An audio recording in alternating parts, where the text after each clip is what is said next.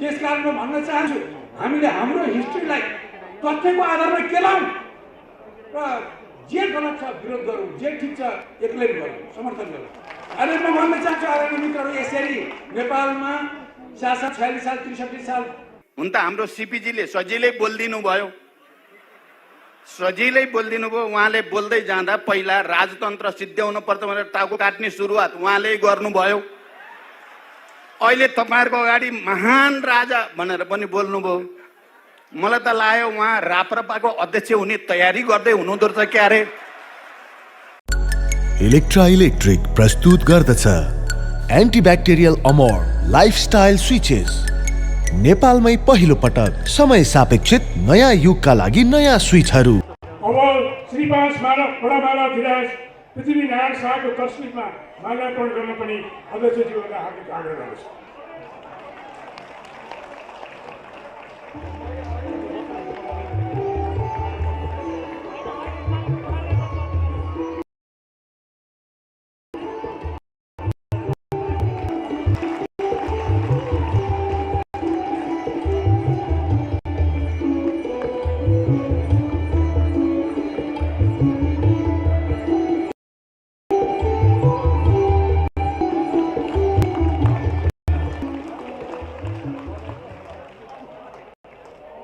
अब पार्टी गीतको लागि ट्र्याक बजाइदिन आग्रह गर्दछु। पार्टी गीतको लागि र यो गीत बज्दाखेरि सबैले उठेर ताली पिटेर यो गीतको सम्मान गर्न पनि आग्रह गर्दछु।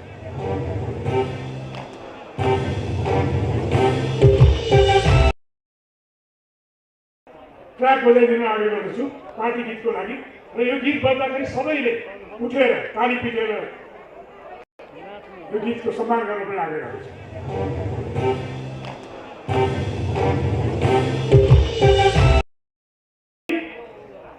ट्र्याक बजाइदिन आग्रह गर्दछु। पार्टी गीतको लागि र यो गीत बज्दाखेरि सबैले उठेर ताली पिटेर यो गीतको सम्मान गर्न पनि आग्रह गर्दछु।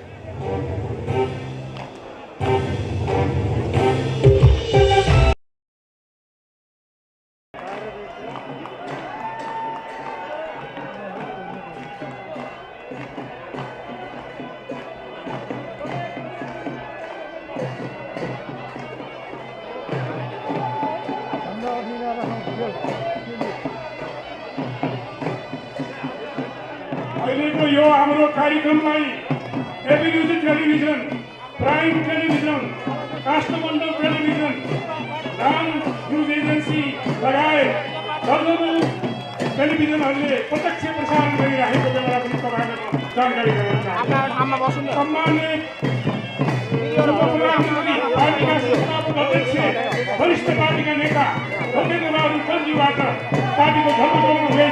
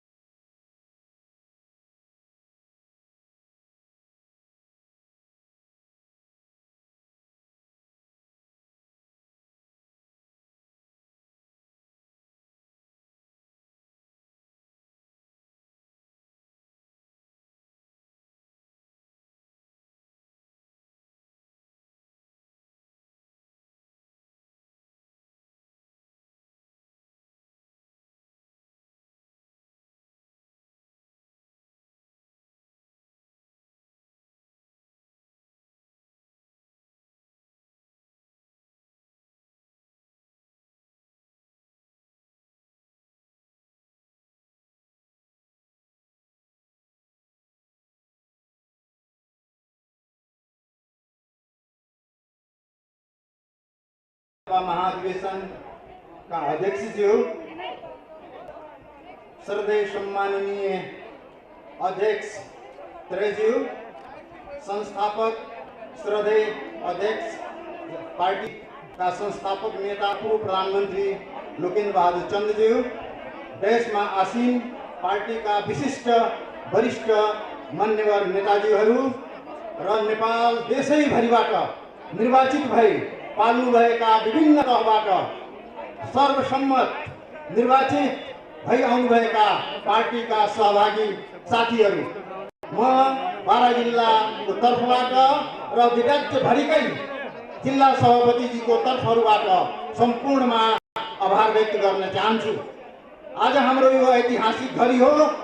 म एउटा सानो सन्देश के दिन चाहन्छु भने हामीले एमाले र काङ्ग्रेस र चाहिँ अन्य दलका नेता र चाहिँ पार्टी सङ्घर्षमा तुरुन्त हामीले चाहिँ जानु पर्ने अवस्था आइसकेको तसर्थ यो जुन स्पर्धा छ, स्पर्धा सबैको यातायात हो, तर यसलाई चाहिँ आफ्नो इगोमा लिएर मैले यो हुनुपर्ने थियो म भइन भन्ने किसिमको चाहिँ मनमा यो भावना नपालिदिनु हुन म भन्न चाहन्छु। किनभने म छोटो उदाहरण दिएर तपाईहरुलाई म यो चाहिँ आग्रह गर्न चाहन्छु। म तपाईको माने एउटा थारू समुदायबाट आएर केन्द्रीय सदस्य भएर कार्य सम्पादनमा भएर अहिले जिल्लामा छु। मेरो सन्देश के छ भने हामीलाई अहिले गाउँ फर्कको चाहिँ अवस्था आएको छ। साथीहरू, म यहाँ यति माथि आइसकेपछि गाउँमा किन जानु पर्यो भनेर जुन चाहिँ सोचाइ छ त्यो चाहिँ सोचाइ हटाउनुस् र जाने ब्याक टु भिलेज जुन छ हाम्रो जुन आवश्यकता छ, अन्य पार्टीसँग जुन प्रतिस्पर्धा छ त्यसमा हामीले लाग्नुपर्छ, मेरो चाहिँ सोचाइ हो। त्यस कारणले म यो भन्न चाहन्छु तपाईहरुको लामो समयमा लिन्न, यो ऐतिहासिक हाम्रो राप्रपाको अधिवेशन देशैभरि सबैको लागि हाम्रो लागि समृद्ध होस्, सफल होस्, हामी यसमा लागौं र हामी अरूको मुकाबलामा पछि नरहौं भन्दै चाहिँ हामीसँग हाम्रो एजेन्डा जुन छ बलियो त्यो पूर्व चाहिँ हाम्रा सरदार भुवन दाइले भनिसक्नु भएको छ।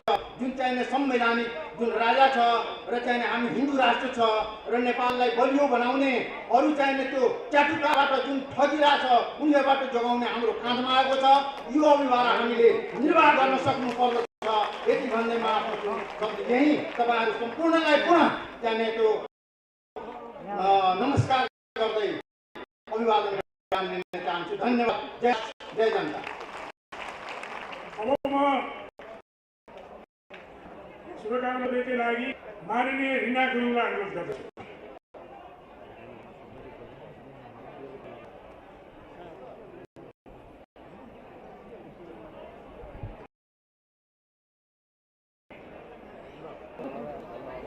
धन्यवाद।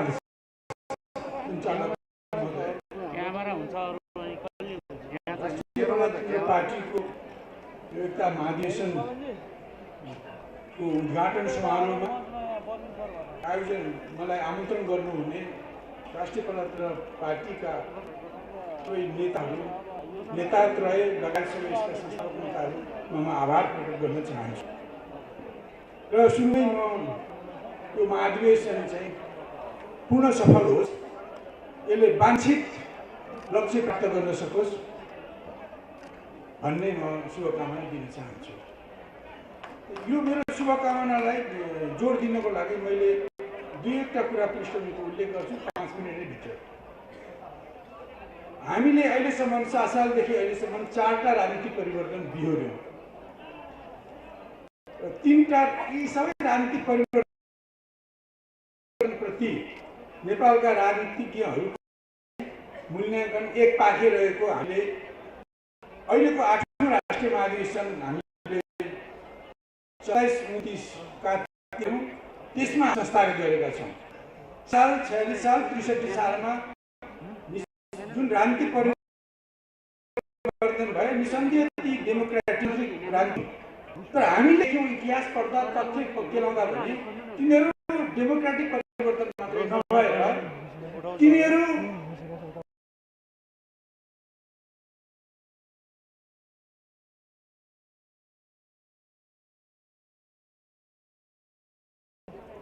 अवांछित दुर्गति भएका छौं। हामी साधारण हामीलाई तिनीहरूलाई अहिले भन्दै गयौं र हामी गरिएका अवांछित हस्तक्षेप प्रभाव र हस्तक्षेपहरूलाई हामीले अनदेखा गर्यौं। 7 सालपछि 2011 साल चैत 1 गते राजा बनेका राजा महेन्द्रले त्यसबेला दिल्ली सम्झौताबाट आएका जुन अवांछित प्रभाव र हस्तक्षेप थिए तिनीहरूका अधिकांशलाई उहाँले खारेज गरिदिनु भयो।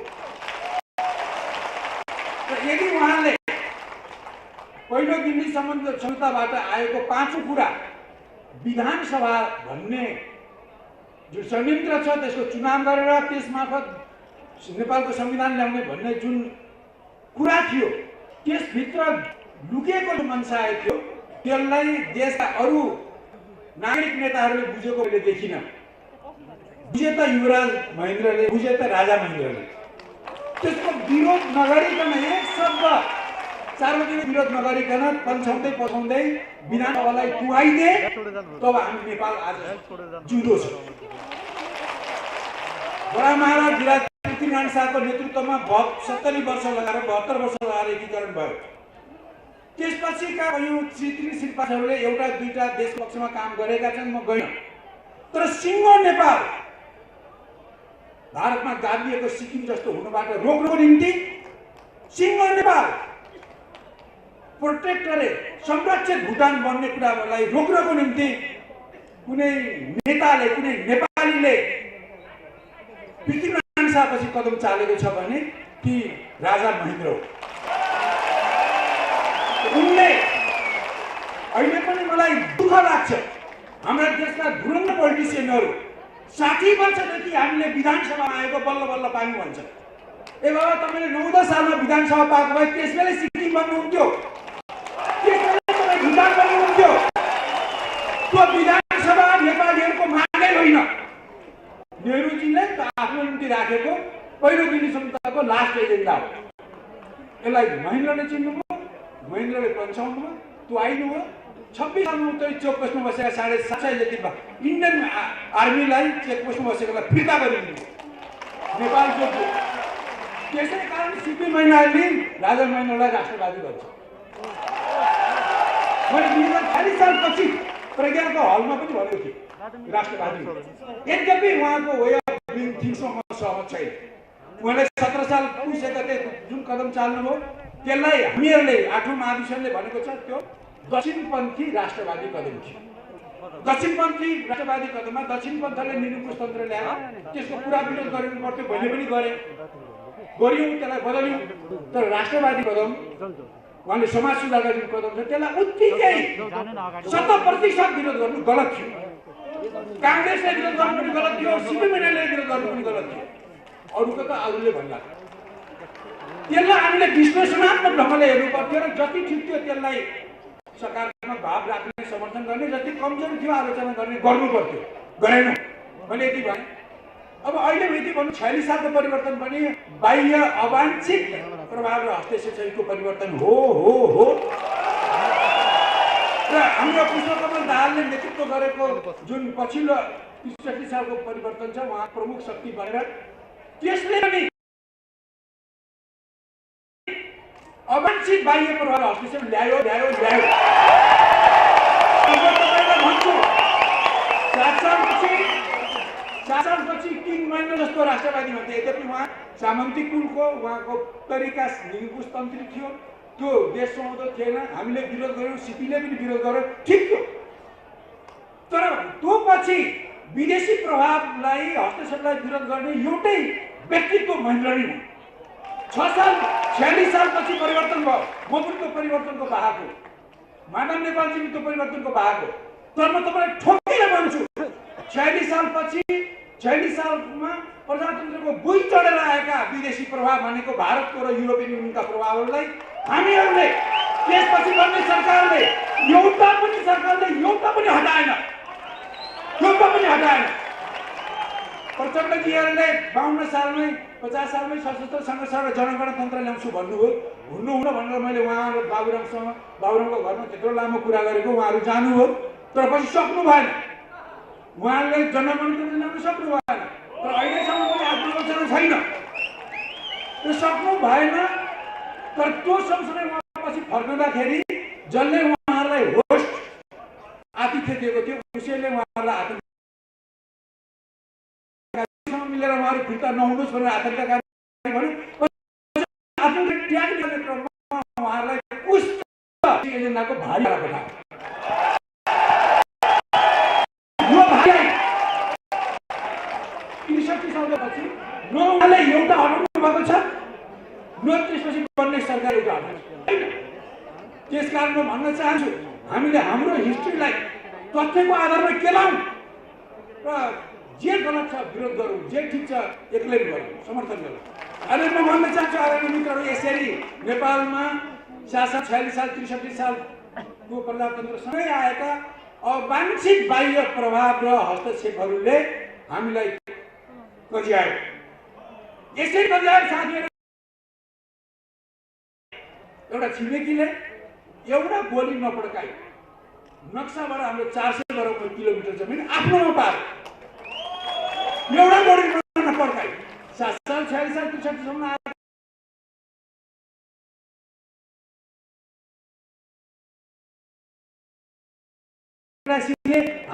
हामीले जनतालाई कति शासकलाई भने सामने कुरा गरेर पनि पुरै गर्दै भोटको अतिक्रमण छँदैछ, अत्याचार गरेको छ। यो गोली मात्रै ठोक्दै अहिले तुइन काटेर नेपाली मार्छ बोलेको छ।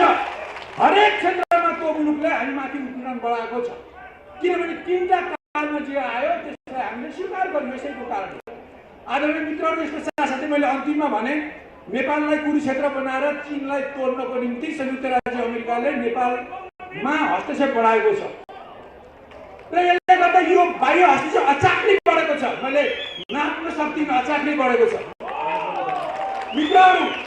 अब यो भित्र कुशासन भयो, मैले व्याख्या गरिनँ। भित्र समय अनुकूल अर्थतन्त्र बनाइएन, कोभिडलाई ठिक गर्ने प्रभावकारी ढङ्गले सामना गरिएन, देश अव्यवस्थामा गयो, देश सङ्कटमा गयो। देशभित्र अवस्था र सङ्कटको शिकार छ, बाहिरबाट चर्को हस्तक्षेप छ। देश यस्ता दुईटा कुराको खालमा जाकिएको छ। आज त्यो खालबाट देशलाई निकाल्ने कसले? देशभक्तहरूले कुन देशमा 4 खाले प्रवृत्तिहरू छन् राजनीतिका। कम्युनिस्टहरू छन्, गैर कम्युनिस्ट वामपन्थी छन्, प्रजातन्त्रवादी छन् र राष्ट्रवादी छन्। राष्ट्रवादी ती हुन् जसले राजा देउता धर्म कर्म परम्परा मानेर पोलिटिक्स गर्छ। राष्ट्रवाद एउटा राजनीतिक प्रवृत्ति पनि हो। 4टा प्रवृत्ति छन्। यी 4वटै प्रवृत्तिमा कम्युनिस्ट, गैर कम्युनिस्ट, वामपन्थी, प्रजातन्त्रवादी, राष्ट्रवादीमा देशभक्तहरू पनि छन्, विदेशभक्तहरू पनि छन्। कम्युनिस्टमा पनि विदेशभक्त छन्, वामपन्थीमा छन्, प्रजातन्त्रवादी, राष्ट्रवादी सबैमा विदेशभक्त छन्। अहिले मैले भनेको यी सबै 4वटा राजनीतिक ट्रेनका, म ट्रेनको कुनै शक्ति सङ्गठनलाई भनेको होइन, यी 4 खाले ट्रेनमा रहेका देशभक्तहरू उभियौँ। देशका ज्वलन्त समस्याहरूको देशमुखी समाधानको एजेन्डामा मिलौँ। ठिक छ, म मार्क्सवाद मान्छु, अर्कोले केही बात मान्ला, अर्कोले डेमोक्रेटिक सोसियलिजममा मान्ला, अर्कोले राष्ट्रिय प्रजातन्त्र मान्ला, अर्कोले सनातनी मान्ला। तर देशका ज्वलन्त समस्याहरू जसले नेपालीलाई पिरोलिरहेको छ त्यसको राष्ट्रलाई बलियो बनाउने, जनतालाई बलियो बनाउने समाधानमा हामी एकगठ भयौँ। म कामना गर्छु राप्रपा एउटा राष्ट्रवादी प्रवृत्ति बोक्ने पार्टी हो। राष्ट्रवाद एउटा राजनीति हो, तर राष्ट्रवाद, मार्क्सवाद, प्रजातन्त्र, वामपन्थ भन्दा माथिको कुरा हो देशभक्ति। देशभक्तिले सबैलाई समेट्नुपर्छ। त्यही तपाईँहरूमा रहेको देशभक्ति पनि म देख्छु, म व्याख्या गर्दिनँ। सबैमा देशभक्ति 4मा छ। त्यही कारण यी 4 कम्युनिस्ट, गैर कम्युनिस्ट, वामपन्थी, प्रजातन्त्रवादी, राष्ट्रवादीमा रहेका देशभक्तहरू मिलौँ। हिजो प्रजातन्त्रले छिमेकीलाई गुहार्यौँ, पछि पर्न छिमेकी र युरोपलाई गुहार्यौँ, पछि छिमेकी युरोप र अमेरिकालाई गुहार्यौँ र हाम्रो दुर्गति भयो मित्र हो। अब हामीलाई ती शक्तिले यो अहिलेको खाडलबाट निकाल्दैनन्, उनीहरूले खनेको खाडलमा उनीहरूले निकाल्दैनन्, बरु अझै हामीलाई गाह्रो छ। देशभक्तहरू हुनुपर्छ। देशभक्तहरू मिलेपछि तीबाट नेतृत्व जन्मिन्छ र तीबाट यो मुलुकको उद्धार हुन्छ। यो राष्ट्रिय प्रजातन्त्र पार्टीको एकता महाधिवेशनले यो कुरा बुझेको छ। मैले बुझेको छैन भनेर यो व्याख्या गरेको होइन। उहाँहरूले बुझेको कुरोलाई अझ अलिकति थप्नको लागि सिपी मैनालीले नेकपा मालेले यो 68 साल 68 सालको कार्तिक 27, 28, 29 गते 8औं राष्ट्रिय महाधिवेशन गरेर जे निचोड निकाल्यो त्यो निचोड मैले तपाईँहरूको अगाडि पस्केको हुँ। तपाईँहरू देशभक्तिको बाटोमा बढ्नुहुन्छ भन्ने म आशा गर्छु। विश्वास गर्ने दिन आओस्, सबै मिलेर देश जोगाउँ। यति भन्दै म राष्ट्रवादको महाधिवेशन पूर्ण सफल होस्। यो राष्ट्रवादमा नअन्मिलोस्, अझ अगाडि बढेर देशभक्तिको कमन एक्जाम आउनेले आँट गरोस्। धन्यवाद। धन्यवाद। नेपाल कम्युनिस्ट पार्टी मालेका सिपी मैनालीज्यू। उहाँले राजा महेन्द्र राष्ट्रवादी थिए, जसले विदेशी प्रभाव र दबावलाई निस्तेज तुल्याए र राष्ट्रिय अखण्डता जोगाएर लिएर जानुभयो। उहाँलाई धेरै धेरै धन्यवाद। अब म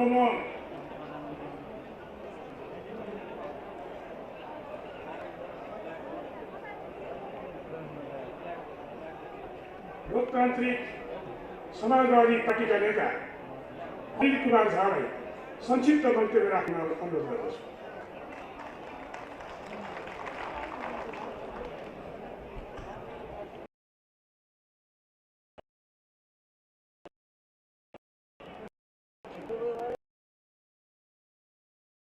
विभिन्न राजनीतिक दलका प्रतिनिधिहरू र यो एकता महाधिवेशनमा उपस्थित सम्पूर्ण पर्यवेक्षक सबभन्दा पहिला म पनि राष्ट्रिय प्रजातन्त्र पार्टीको यो एकता महाधिवेशनको पूर्ण सफलताको निम्ति हाम्रो पार्टीको तर्फबाट र मेरो तर्फबाट हार्दिक शुभकामना व्यक्त गर्न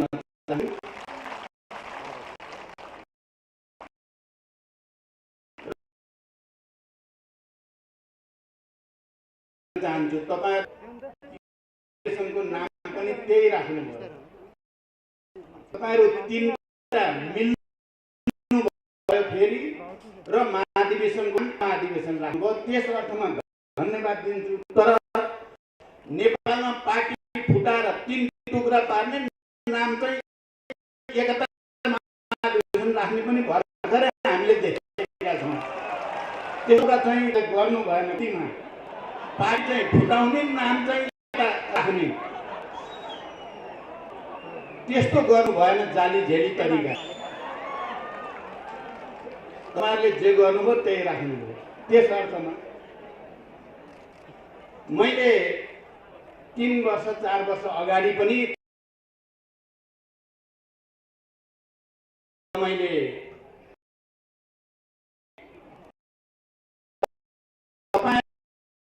हाम्रो विचार र मत त्यति मिल्दैन। तर भावना, चिन्ताप्रति निष्ठा, देशभक्ति तपाईँहरूको हाम्रो एउटा त्यस अर्थमा तपाईँ हामी उस्तै गोत्रका भनेको थिएँ मैले। हाम्रा मत, विचार, दर्शन मिल्दैन। म चाहिँ त्यहाँ पनि अहिले चाहिँ अर्को भाषा बोल्न सक्दिनँ। हुन त हाम्रो सिपीजीले सजिलै बोलिदिनु भयो। उहाँले बोल्दै जाँदा पहिला राजतन्त्र सिद्ध्याउनु पर्छ भनेर टाउको काट्ने सुरुवात उहाँले गर्नुभयो। अहिले तपाईँहरूको अगाडि महान राजा भनेर पनि बोल्नुभयो।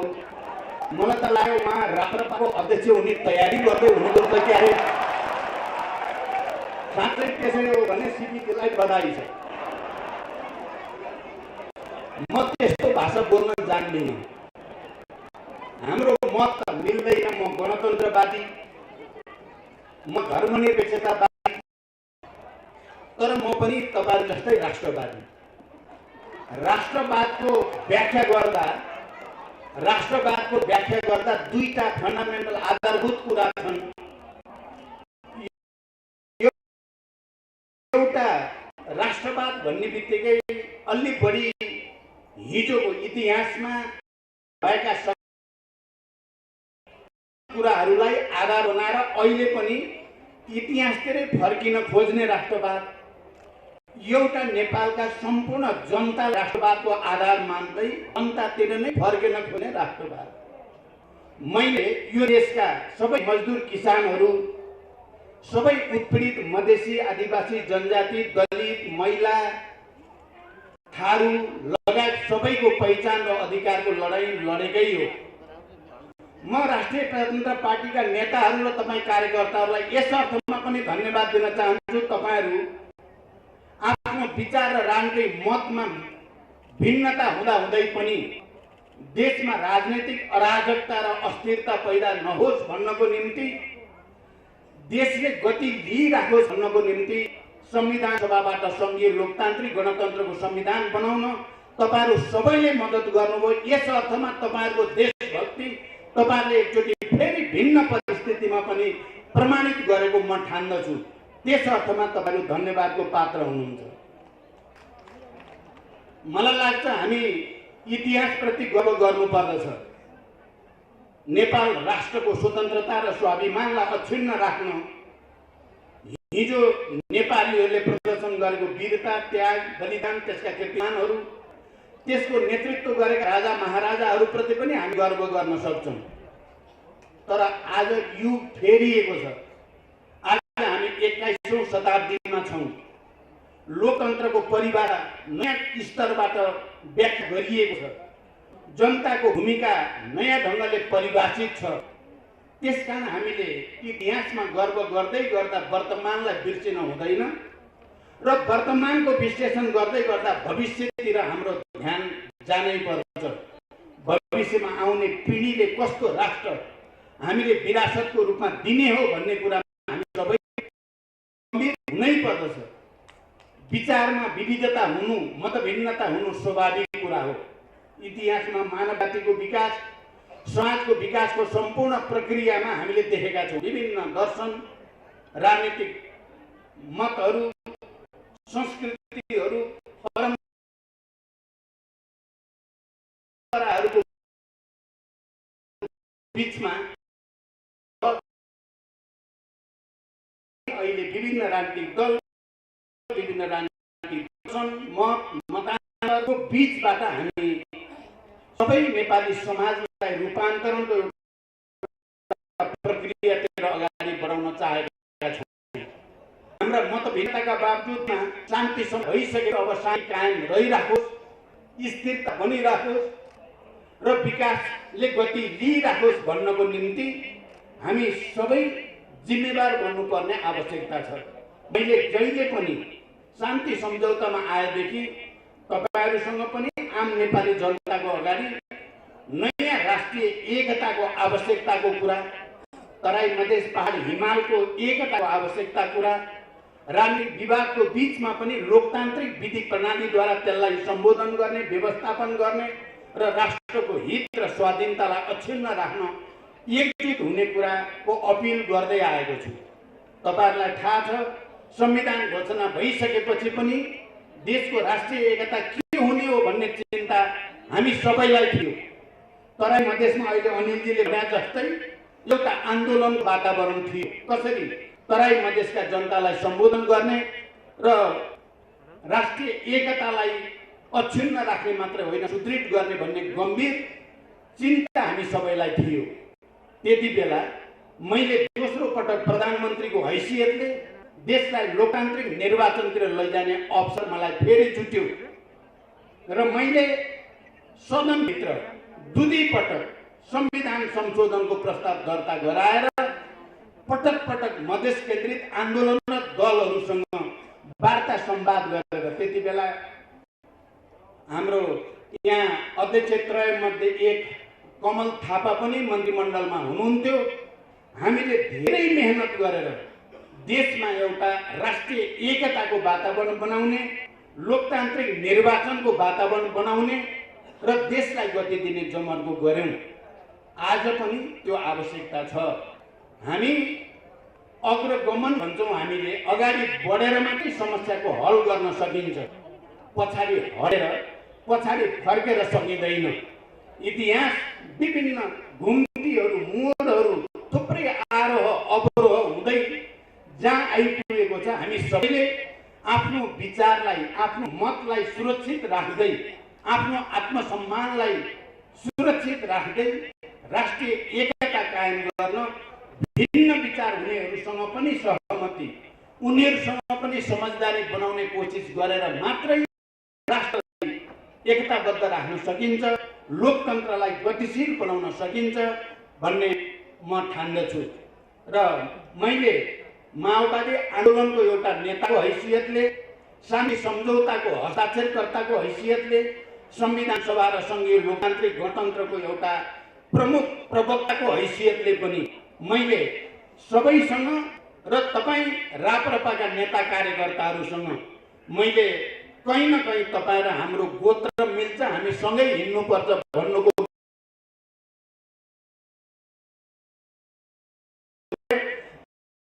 हाम्रो स्थिर भइसकेको छैन। अझै पनि राजनीतिक स्थिरताको निम्ति हामी मेहनत गर्नु, दलहरूको बिचमा अन्तर्क्रिया संवाद अझ घनीभूत हुनु छ र यो राष्ट्रलाई अक्षुण्ण राख्ने, यो राष्ट्रलाई गति दिने, सबै खाले वैदेशिक दबाव हस्तक्षेपबाट उन्मुक्त राष्ट्र निर्माण गर्ने ऐतिहासिक जिम्मेवारी हाम्रो काँधमा छ। त्यसमा हामी सबैलाई मतको आफ्नो सोच्दो स्वाभिमानको बावजुद राष्ट्र सबभन्दा माथि छ।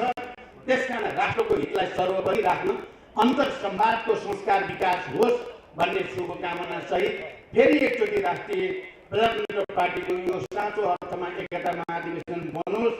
यसबाट देशको सुदृढीकरणको लागि, जनताको विकास समृद्धिको आकांक्षा पूरा गर्नको लागि सही नीति र नेतृत्व छानोस् भन्ने शुभकामना व्यक्त गर्दै बिदा हुन्छु। धन्यवाद। अभिवादन।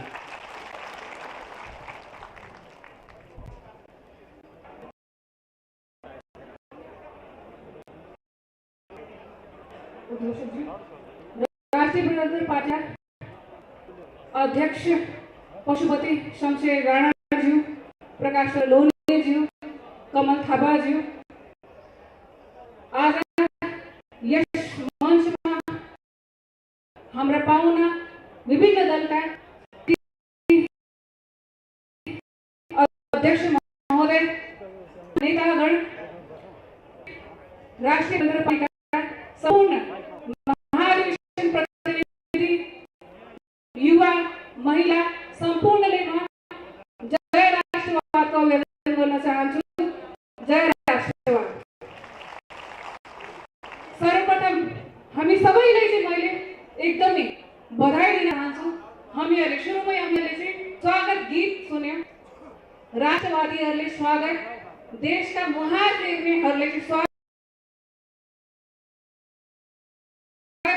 भन्ने जुन गीत सम्पूर्ण विभिन्न दलहरूले चाहिँ म के भन्न चाहने, आज राष्ट्रिय प्रजातन्त्र पार्टीले एजेन्डा बोकेको छ। नेपालको मात्रै होइन, यो विश्वको सर्वोत्कृष्ट जुन एजेन्डा बोकेको छ, प्रजातन्त्र सहितको राष्ट्र संस्था र सनातन हिन्दू राष्ट्रको जुन एजेन्डा बोकेको छ, त्यो एजेन्डामा सहकार्य हामी पनि गर्नु होला भन्ने म यहाँ उपस्थित सम्पूर्ण दलहरूलाई पनि हार्दिक अनुरोध गर्न चाहन्छु र सँगै मिलेर चाहिँ हातेमालो गरौँ भन्ने पनि अनुरोध गर्न चाहन्छु। आज मैले धेरै कुराहरू गर्न चाहन्न, फेरि पनि समय लिए हामी देशको निर्णयतिर लाग्दैछौँ। यी देशहरू फेर्दाखेरि चाहिँ आज हाम्रो देश नै कुन घडीमा आएको छ। विभिन्नको फुटबल ग्राउन्ड बनेको छ, कहिले हाम्रा छिमेकी राष्ट्रहरूको फुटबल ग्राउन्ड, कहिले चाहिँ अझै टाढाका राष्ट्रको लागि फुटबल ग्राउन्ड, कहिलेसम्म चाहिँ हामीहरू चाहिँ एउटा फुटबल, हाम्रो नेपाल देश चाहिँ फुटबल बनेर चाहिँ हामीहरू कहिलेसम्म यो देशमा चाहिँ हामीहरू बाँचिरहन्छौँ। त्यो भएर मैले सम्पूर्ण जति पनि आज महाधिवेशन प्रतिनिधिमा आउनु भएको छ, आज यो अधिवेशन पछि महाधिवेशनसम्म चाहिँ विभिन्न पदहरूको चाहिँ लडाई होला। विभिन्न फेसबुकदेखि लिएर विभिन्न सञ्चार माध्यममा चाहिँ हामीहरूको चाहिँ केही छोडा पनि होला। तर अब यो महाधिवेशन पछि चाहिँ कहिले पनि जुन हाम्रा 3 जना अध्यक्षले चाहिँ कहिले पनि हामीले पार्टी फुट्नै दिँदैनौँ भन्ने जुन बाचा गर्नु भएको छ, त्यो चाहिँ महाधिवेशन पछि पनि कायम होस् भन्ने चाहिँ मैले हार्दिक अनुरोध गर्न चाहन्छु। र अहिले देशमा गणतन्त्र र आज के भनेको छ, एउटा एपेक्ट शरीरको लागि कहिले काम लाग्छ, जबसम्म त्यो भएर जाँदैन तबसम्म शरीरले चाहिँ सुख पाउँदैन।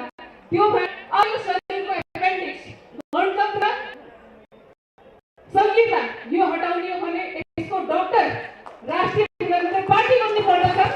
यो अनुरोध गर्दै अन्तिममा सबैजना महाधिवेशन समितिहरूले के भन्न चाहन्छु भने हामीहरू बजारमा जाँदाखेरि किन्ने लाग्दाखेरि विभिन्न सामान चाहिँ किन्ने जान्छौँ, माइन्डमा एउटा हुन्छ के सोचेर जान्छौँ, सोच्छु एउटा किन्छु एउटा। तर हामीहरू आज यो महाधिवेशनमा एउटा कुरा सोचेर आएको छौँ, भोलि एउटा कुरा रोज्छौँ। यसो चाहिँ नहोस्। जे जति पनि महाधिवेशन प्रतिनिधि आउनु भएको छ सबैजनाले जे सोच्नुभएको छ त्यही रोज्छौँ। आज यो महाधिवेशन पछि राष्ट्रिय प्रजातन्त्र पार्टी देशको सर्वशक्तिमान पार्टी बनोस् र हिन्दू राष्ट्र सहितको राज संस्थाको एजेन्डा कायम रहोस् भन्ने शुभकामना दिँदै बिदा हुन चाहन्छु। जय राष्ट्रवाद। धन्यवाद मान्य यहाँहरू। अब महाधिवेशन आयोजक समितिको तर्फबाट सचिवालय प्रमुख भास्कर धर्मज्यूलाई स्वागत, सबै सम्पूर्ण सहभागीहरू प्रतिनिधिलाई स्वागत गर्न आग्रह गर्दछु।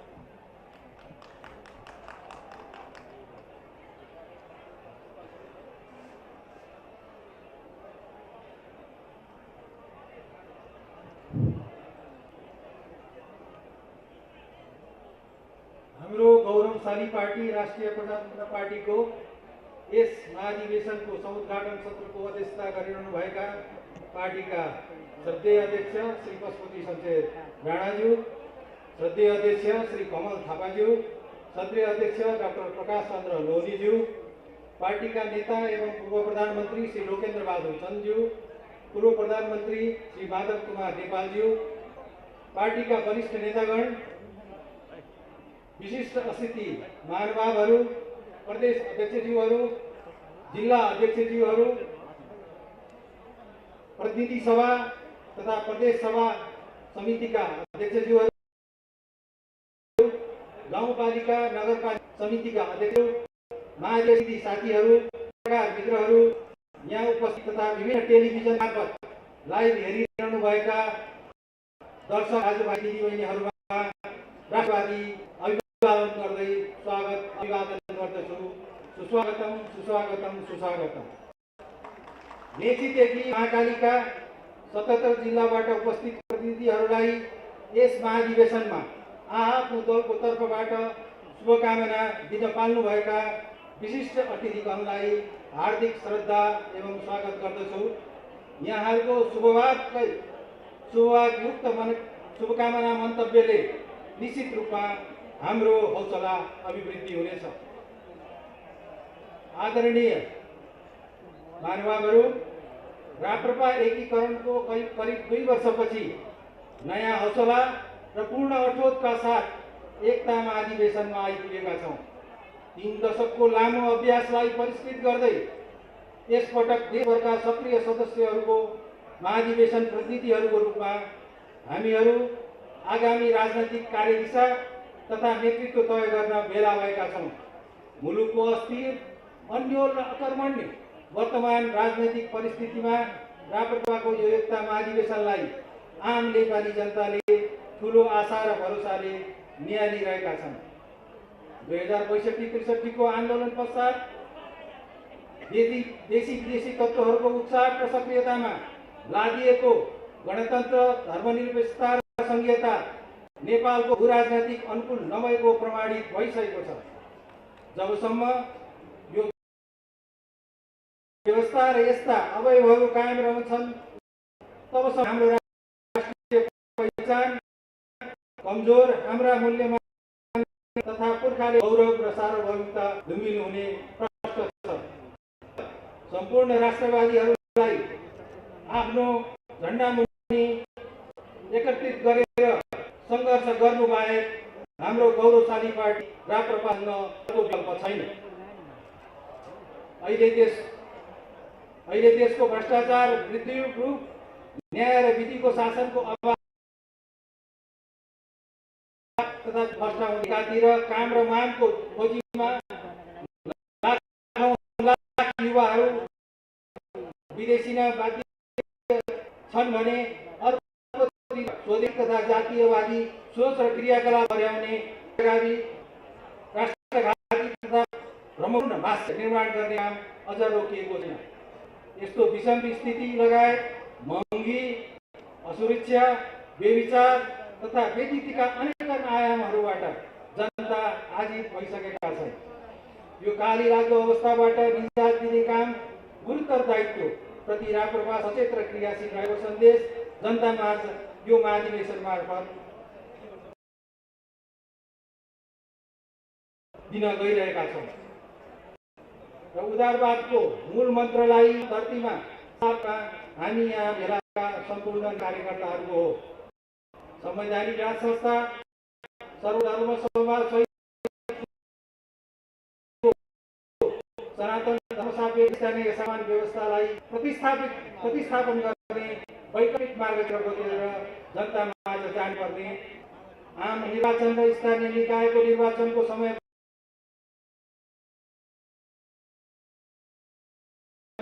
नजिकै आएको छ। यसको यो महाधिवेशन हामी सबैको लागि सुनौलो अवसर हो।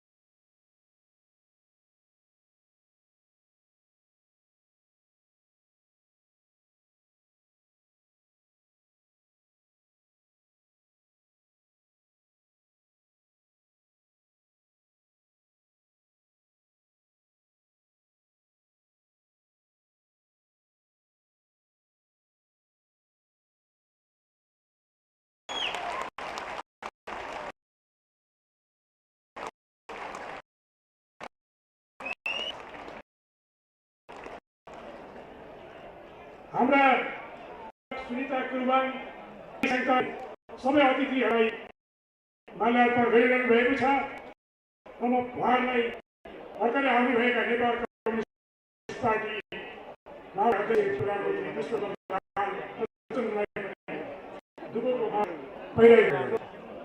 अब म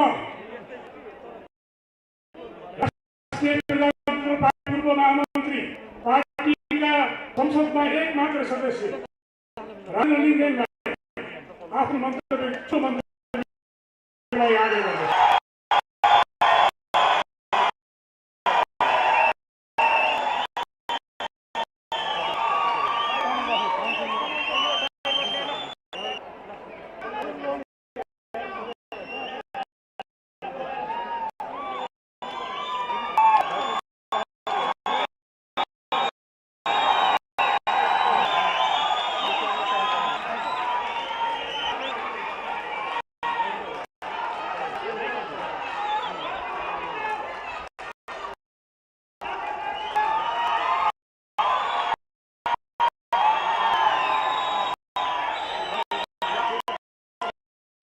धन्यवाद पाठकज्यू।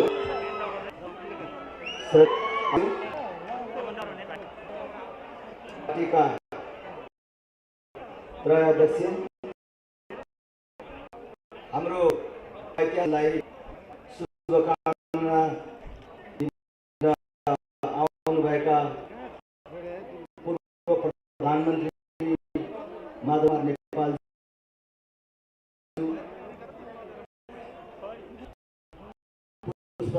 संस्थापक नेता संस्थापक सहित सम्बोधन गर्न चाहन्छु। पूर्व प्रधानमन्त्री लोकेन्द्र बहादुर चन्देज्यू, पार्टीका वरिष्ठ नेताहरू र उपस्थित देशभर आउनुभएका महाधिवेशन प्रतिनिधि साथीहरू, उपस्थित अन्य भद्र महिला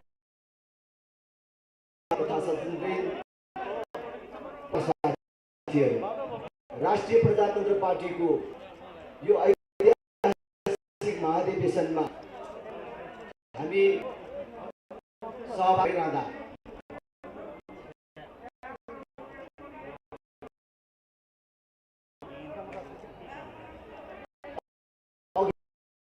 अघिल्लो ऐतिहासिक एकता महाधिवेशन गर्न चाहन्छु। त्यस बेलाको उद्घाटन समारोहको स्मरण गर्न चाहन्छु। नेपालका 3 ठुला पार्टीहरू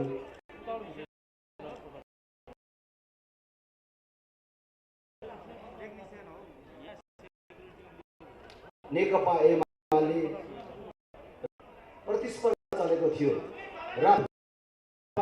प्रशंसा गर्ने राप्रपालाई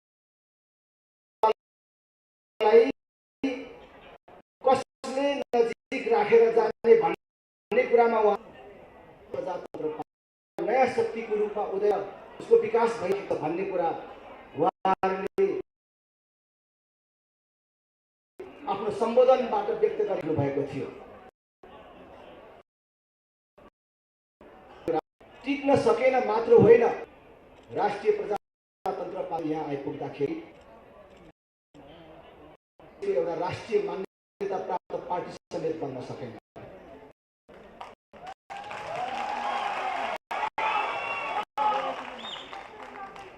तीन 3% कमाउन नसक्ने पार्टी बन्यो।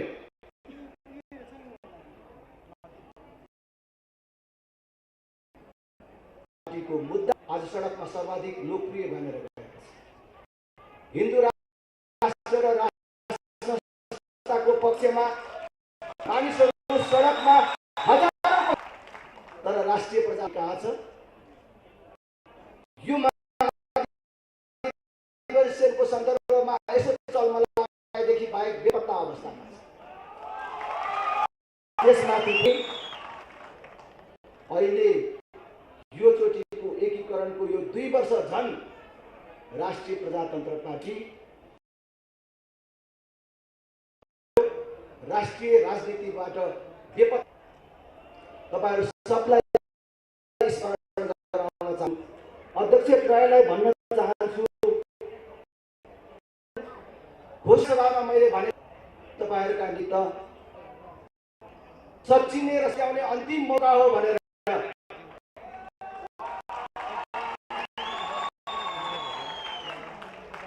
तर यो 2 वर्षको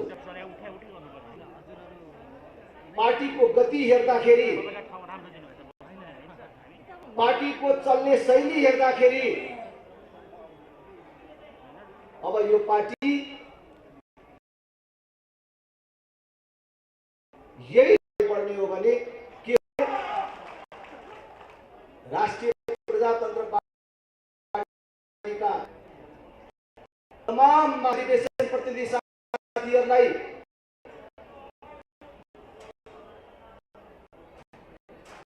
म आह्वान गर्न चाहन्छु। यो राष्ट्रिय प्रजातन्त्र पार्टीको इतिहासको अत्यन्तै महत्त्वपूर्ण घडी हो। जीवन रोज्ने कि मृत्यु रोज्ने,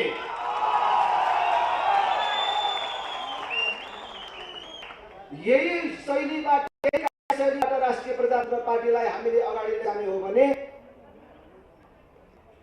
अब राजेन्द्र पार्टीले राष्ट्रिय प्रजातन्त्र पार्टी आफै समाप्त हुन्छ भन्छ अनि अध्यक्ष हुन खोज्छ भनेर भन्नेहरू पनि छन्।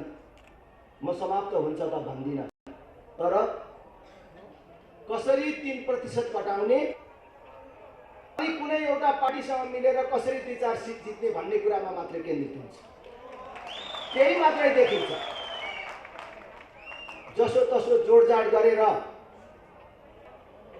3% घटाउने, कुनै पार्टीसँग मिलेर 2-4 सिट जित्ने, जोडजाड गरेर 8-10 सिटको पार्टी बनाउने र कुनै पार्टीको पिछुवा बनेर केही मान्छेलाई मन्त्री बनाउने पार्टी बन्न सक्ला। तर यही कार्यशैलीले राष्ट्र संस्था पुनर्स्थापना गर्ने, हिन्दू राष्ट्र पुनर्स्थापना गर्ने पार्टी बन्न सक्दैन। त्यसैले राष्ट्रिय प्रजातन्त्र पार्टीलाई देशको अग्रणी पार्टी बनाउने, देशलाई राष्ट्र संस्था हिन्दू राष्ट्र पुनर्स्थापना गरिदिने, देशमा भ्रष्टाचार मुक्त वातावरण सिर्जना गर्ने, देशमा सुशासन काम गर्ने एउटा बलियो शक्तिको रूपमा राष्ट्रिय प्रजातन्त्र पार्टीलाई विकसित गर्ने हो भने हामीले अब नयाँ ढङ्गले जाने बेला आएको कुरा साथीहरूलाई आग्रह गर्न चाहन्छु। यो हामी केही व्यक्तिको कुरा होइन, एउटा पार्टी रहने नरहने कुरा होइन, हामीले बोकेको मुद्दा रहने नरहने भन्ने प्रश्न उठिसकेको छ। हामीले यो मुद्दा जीवित राख्नको लागि पनि, यो मुद्दालाई स्थापित गर्नको लागि पनि हामीले राष्ट्रिय प्रजातन्त्र पार्टी बाहिर रहेका हाम्रा समान विचारधारा राख्ने व्यक्ति, समूह, संगठन, संस्था र पार्टी र अन्य धार्मिक क्षेत्रलाई समेट्ने ढङ्गले अगाडि बढ्न जरुरी छ। जबसम्म हामीले राष्ट्रिय प्रजातन्त्र पार्टी बाहिर रहेका हाम्रा समान विचारधाराका मानिसहरूलाई जुटाएर लैजान सक्दैनौँ, तबसम्म राष्ट्र संस्था हिन्दू राष्ट्र पुनर्स्थापनाको कुरा होस् या राष्ट्रिय प्रजातन्त्र पार्टीलाई देशको अग्रणी पार्टी बनाउने कुरा केवल कोरा कल्पना मात्रै हुन्छ। यसैले म तपाईहरु सबैलाई, साथीहरूलाई भन्न चाहन्छु, म अभिभावकहरूलाई आग्रह गर्न चाहन्छु, एउटा निकास निकाल्नुहोस्, एउटा इतिहास रच्ने काम गर्नुहोस्। दुईटा अध्यक्ष श्रद्धेय पशुपति शमशेर राणा र डाक्टर प्रकाश चन्द्र लोहनीले हिजो एकै दिन आफ्नो राजनीतिक जीवनको एउटा सर्वोत्तम दिनको निर्माण गर्नु भएको छ।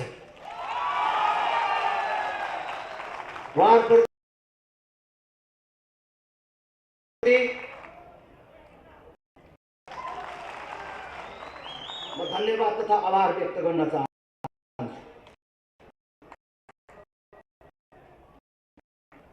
यही कुरा महलका अध्यक्ष निवेदन गर्न चाहन्छु।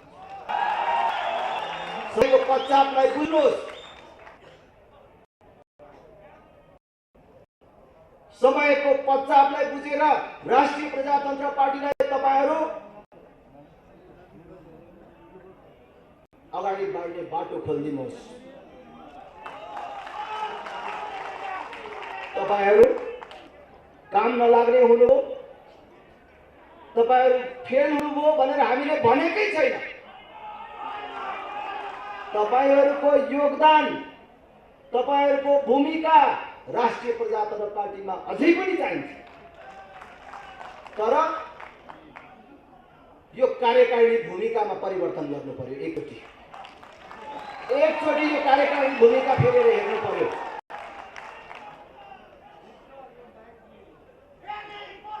यो कुरामा म तपाईहरुलाई आग्रह गर्न चाहन्छु।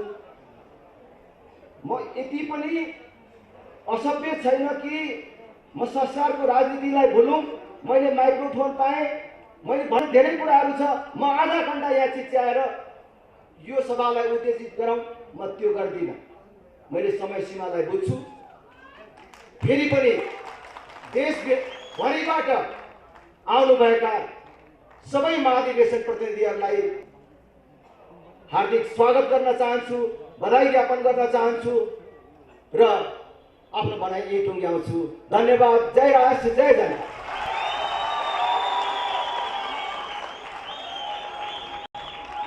अब पुस्तक विमोचनको कार्यक्रम छ।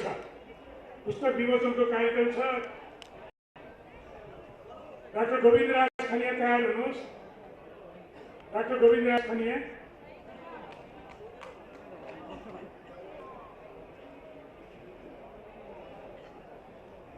अब पुस्तक विमोचनको लागि पार्टीका त्रय अध्यक्ष र संस्थापक अध्यक्ष लोकबन्धु रामचन्द्रजीलाई आग्रह गर्दछु। पूर्व गृहमन्त्री तथा कानुन मन्त्री, पार्टीका नेता निरञ्जन थापाद्वारा लिखित स्वाभिमत र वस्तु तथ्य नामक पुस्तकको विमोचनको लागि पार्टीका अध्यक्ष त्रय र संस्थापक अध्यक्ष लोकेन्द्र रामचन्द्रजीलाई आग्रह गर्दछु।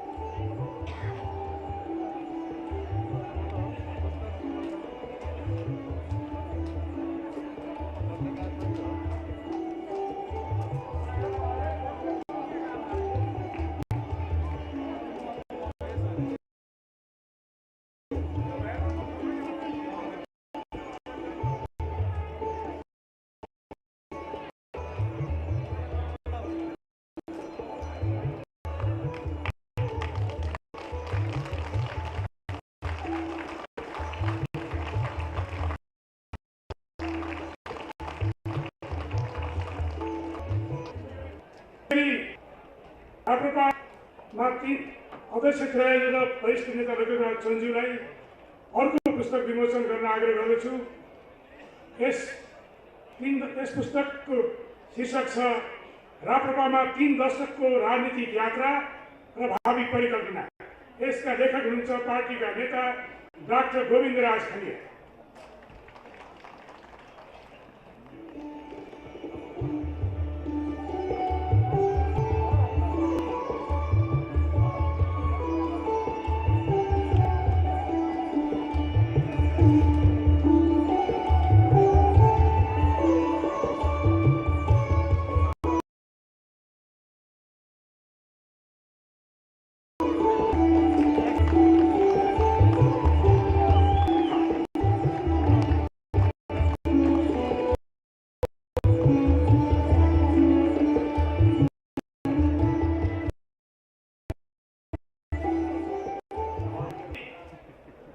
प्रवेश गर्दैछु।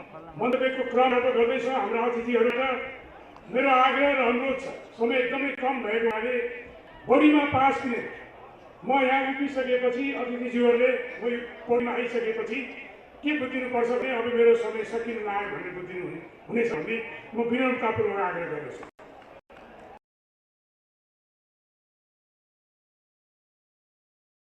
सर्वप्रथम सीपी मैनाली समय 5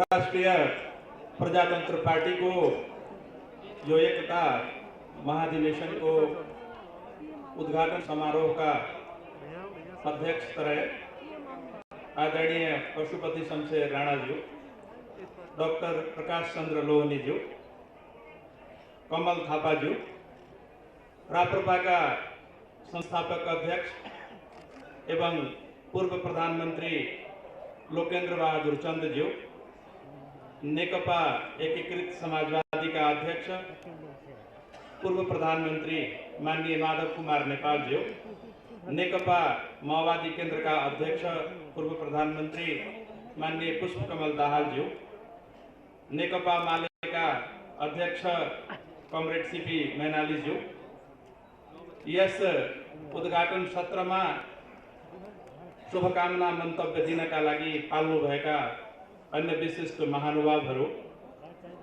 राष्ट्रिय प्रजातन्त्र पार्टीका सबै केन्द्रीय नेताज्यूहरू, यो एकता महाधिवेशनका प्रतिनिधि मित्रहरू, राप्रपाका सबै तह स्तर र निकायका नेता कार्यकर्ता साथीहरू, यो उद्घाटन समारोहमा सहभागी हुनुभएका अन्य विशिष्ट महानुभावहरू, पत्रकार बन्धुहरू, भद्र महिला एवं सज्जनवृन्द, सबभन्दा पहिले म मेरो तर्फबाट म प्रतिनिधित्व गर्ने पार्टी लोकतान्त्रिक समाजवादी पार्टी का अध्यक्ष आदरणीय महन्त ठाकुरज्यूको तर्फबाट र हाम्रो पार्टीको सबै नेता साथीहरूको तर्फबाट राष्ट्रिय प्रजातन्त्र पार्टीको यो एकता महाधिवेशनको पूर्ण सफलताको कामना गर्दछु। स्वीकार्नुहोस् हाम्रो शुभकामना। मलाई विश्वास छ राष्ट्रिय प्रजातन्त्र पार्टी जुन प्रकारले आफ्नो आदर्श राष्ट्रियता, प्रजातन्त्र र उदारवादलाई आत्मसात गरेको छ, त्यसै प्रकारले यो देशको सबै भाषा, क्षेत्र र समुदाय अधिकारका लागि यो महाधिवेशन एकता महाधिवेशनबाट एउटा समतुल्य प्रस्ताव पारित गर्नेछ। जुन बेलामा अहिले हामीले लागू गरिराखेका संविधान जारी भइरहेको थियो र भइसकेको थियो, सिङ्गो, मधेस र थरुवा त्यो बेला आन्दोलनमा थियो र त्यो आन्दोलन त्यहीका भूमिपुत्रहरूले गरिरहेका थिए, जहाँबाट विगतमा पनि राप्रपाले राम्रो मत प्राप्त गरेको थियो। र त्यो दोस्रो संविधान सभा जसले यो संविधान जारी गर्यो, त्यस संविधान सभामा राष्ट्रिय प्रजातन्त्र पार्टी एउटा निर्णायक शक्ति थियो। र तपाईहरूका आदरणीय अध्यक्ष, अहिले पनि अध्यक्ष, मञ्चमा आसीन नेता आदरणीय कमल थापाज्यू त्यस बेला देशको उप प्रधानमन्त्री हुनुहुन्थ्यो र उहाँसँग हाम्रो वार्ता हुँदा उहाँकै नेतृत्वमा एउटा वार्ता टोली थियो। म स्मरण गर्न चाहन्छु, उहाँले त्यस बेला हामीसँग गरेका प्रतिबद्धता अहिलेसम्म पुरा हुन बाँकी छन्। राप्रपाको यो महाधिवेशनले प्रतिबद्धताहरू पुरा गर्न र यो देशको संविधानलाई सबै क्षेत्रका जनताको संविधान बनाउन यो महाधिवेशनले योगदान गर्नेछ, एउटा प्रस्ताव पारित गर्नेछ भन्ने म यहाँहरूसँग अपेक्षा राखेको छु। यो महाधिवेशन स्थलमा हिमाल र पहाडका मात्रै होइन, मलाई विश्वास छ, यसो म अनुहार हेरिरहेको छु, तराईतिरका साथीहरू पनि थुप्रै हुनुहुन्छ। उहाँहरू राष्ट्रिय प्रजातन्त्र पार्टीले भोलिको दिनमा गर्ने पार्टी क्रियाकलापमा पनि त्यो भूगोलको उत्तिकै सहभागिता हुन्छ। यहाँहरूको विगतमा भएको रथ यात्राहरू पनि त्यही भूगोलबाट गुज्रेको मैले देखिरहेको थिएँ। त्यसैले त्यो भूगोलको जनता जो अहिले पनि आफ्ना मागहरू सम्बोधनका निम्ति उहिले जान दिए, प्राण दिए र अहिलेसम्म अपेक्षा राखेका छन्, ती जनताका एस्पिरेसन्सहरू, मागहरू सम्बोधन गर्ने प्रकारले राप्रपाले निर्णय गर्नेछ, महाधिवेशनले एउटा प्रस्ताव पारित गर्नेछ। त्यो अपेक्षा राख्दै राप्रपाको यो महाधिवेशन साँचो अर्थमा एकताको महाधिवेशन हुन सकोस्, यसले देश र जनताको पक्षमा एउटा उत्कृष्ट यात्रा तय गर्न भविष्यमा सफल होस् भन्ने कामना गर्दै मेरा मन्तव्यहरू यही समाप्त गर्ने अनुमति चाहन्छु। हस्त, धन्यवाद। धन्यवाद अनिल कुमार झाजी, शुभकामना मन्तव्यको लागि। समय अभावको कारणले अर्को कार्यक्रममा जान पर्ने भएको कारणले म अब नेपाल कम्युनिस्ट पार्टी माओवादी केन्द्रका अध्यक्ष पूर्व प्रधानमन्त्री पुष्पकमल दाहाल प्रचण्डलाई मन्तव्यको लागि आग्रह गर्दछु।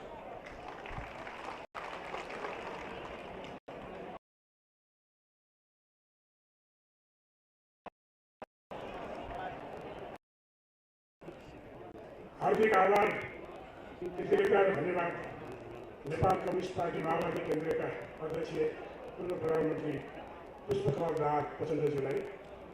अब म राष्ट्रिय जनमोर्चाका नेता लालबहादुर थापालाई संक्षिप्त मन्तव्यको लागि आग्रह गर्दछु।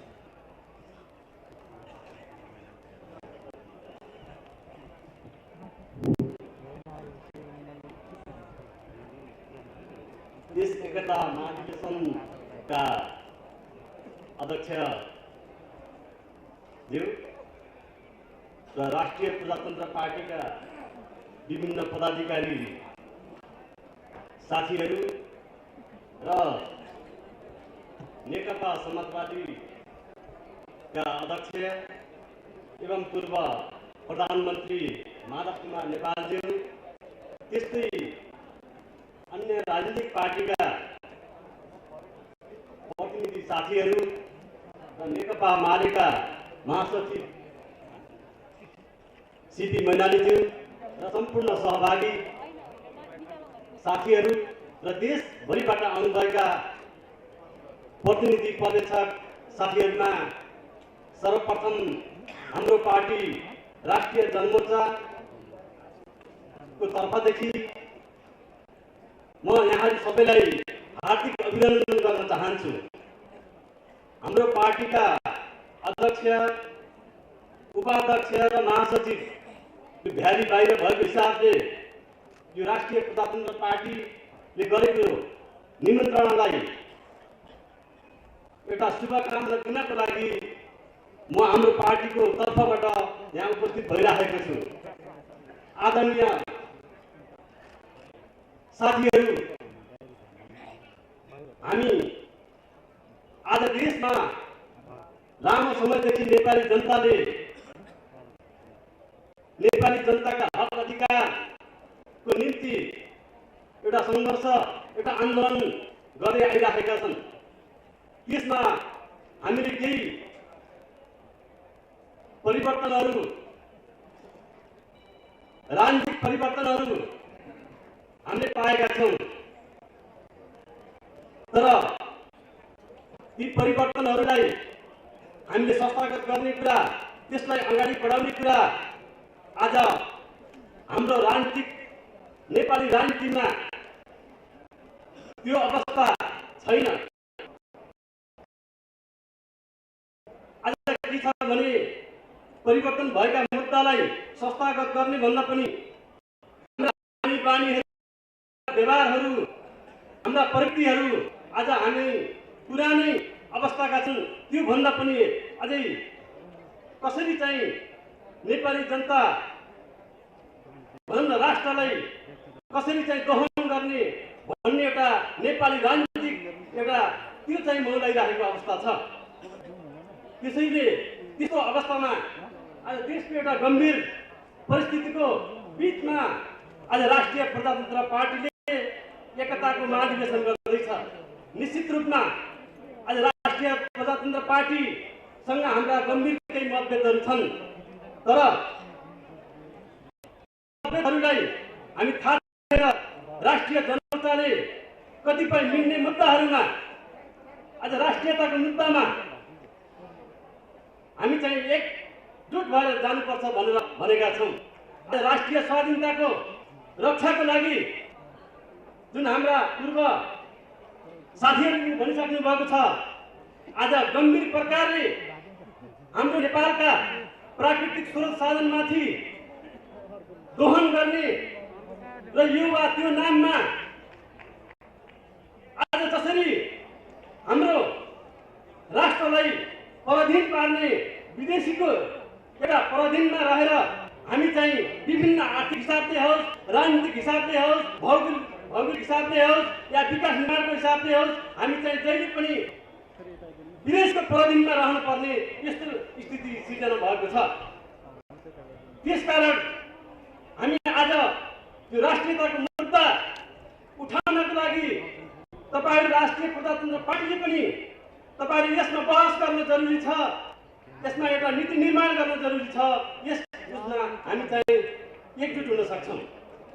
त्यसपछि राष्ट्रिय स्वाधीनताको प्रश्नसँगै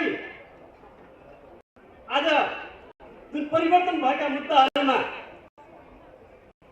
राष्ट्रिय प्रजातन्त्र पार्टीले पनि कतिपय मुद्दा इतिहास फर्कादैन, त्यसमा पनि तपाईहरुले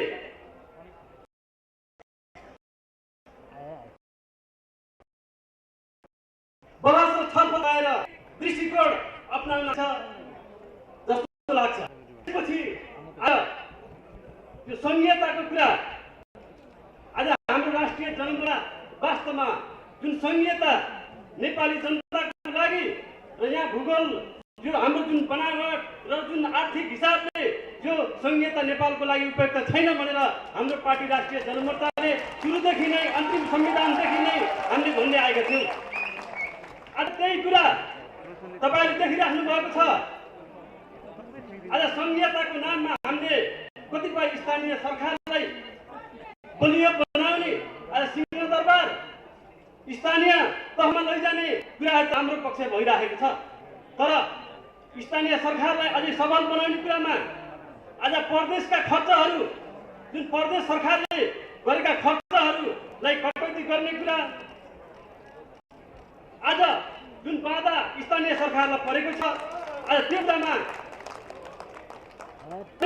राष्ट्रिय जनमोर्चाले भन्दै आएको छ भने राष्ट्रिय प्रजातन्त्र पार्टीले पनि यो संघीयतालाई एउटा बहसको रूपमा नेपालमा आवश्यकता छ कि छैन, जो प्रदेश सरकार वास्तवमा एउटा नेता कार्यकर्तालाई एउटा व्यवस्थित व्यवस्थापन गर्ने केन्द्र हो कि त्यो चाहिँ विकासको नाममा भनौँ न जनतालाई राष्ट्रलाई आवश्यकता हो यो विषयमा पनि राष्ट्रिय प्रजातन्त्र पार्टीले यसमा बहस छलफल गर्नेछ।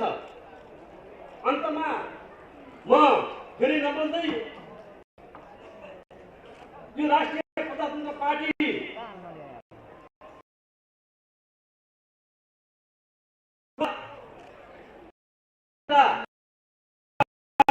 चुन्नु छ र यो राजनीतिक सहीता उठाउनेछ भन्न फेरि प्रजातन्त्र पार्टीको यो एकताको महाधिवेशनलाई शुभकामना दिँदै मेरा भनाइहरूले अन्त्य गर्दछु।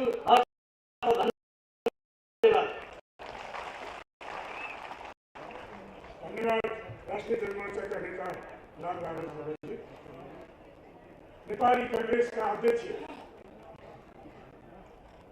सम्माननीय नेपालका सम्माननीय प्रधानमन्त्री शेरबहादुर देउपाको आगमन भइसकेको छ। उहाँलाई हार्दिक स्वागत गर्न सबै सहभागीहरूलाई आग्रह गर्दछु।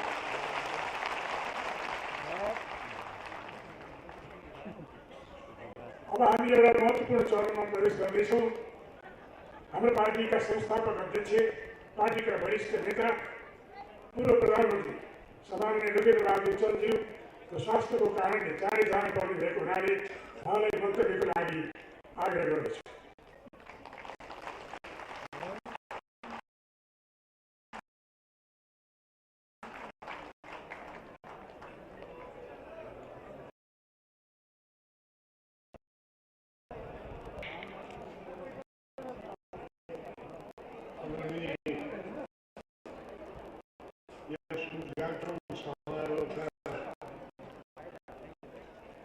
सभापति तथा पार्टी अध्यक्ष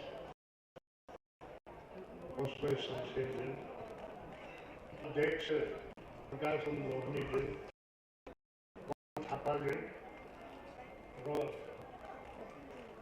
हाम्रो मुलुकको प्रधानमन्त्री श्री शेरबहादुर देउपाजी, पूर्व प्रधानमन्त्री सम्माननीय माधव कुमार नेपालजी,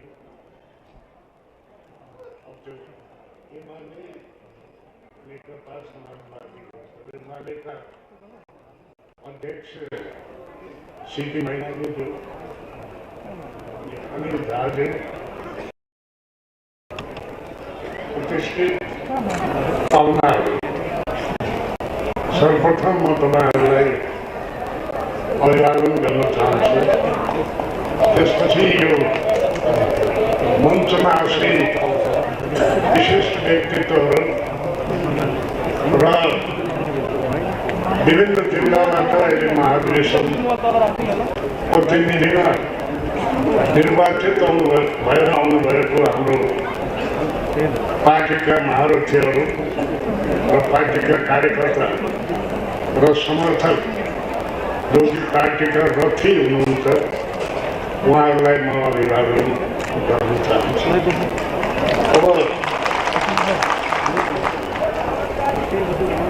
अब यो पार्टीको आन्तरिक विषय भए पनि म यहाँको अनुमतिले केही धेरै जसो साथीहरूको सहमतिद्वारा नै अध्यक्षको अरू नभए पनि निर्वाचन हुनुपर्छ, सहमतिमा आधारित हुनुपर्छ भनेर म पनि त्यतापट्टि लागेँ। तर मेरो प्रयासले होइन, आफै बुद्धित्व प्राप्त गरेर हाम्रो अध्यक्ष पशुपति शमशेरजीले त्याग गर्नुभयो। हामीले त्यस त्यागको सराहना गर्नुपर्छ र त्यसपछि डाक्टर प्रकाश तन्वलीले पनि त्याग गर्नुभयो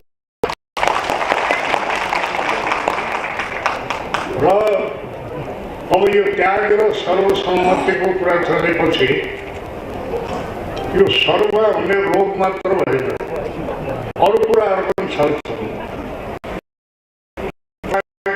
एउटा मिठो पाराले मुस्काइदियो भने त मलाई आशा छ यो फेरि सक्नेछ र अन्तमा एउटा सहमतिको वातावरणमा हामीले पुग्नेछौँ। तर यो प्रजातान्त्रिक पद्धति हो। निर्वाचन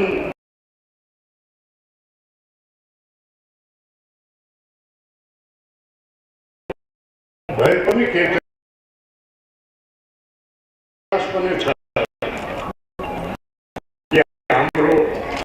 हामी आफ्नो सङ्कल्पहरूप्रति दृढ भएर एकजना हामी सबै एकताबद्ध भएर अगाडि बढ्ने भन्ने कुरामा म विश्वस्त छु।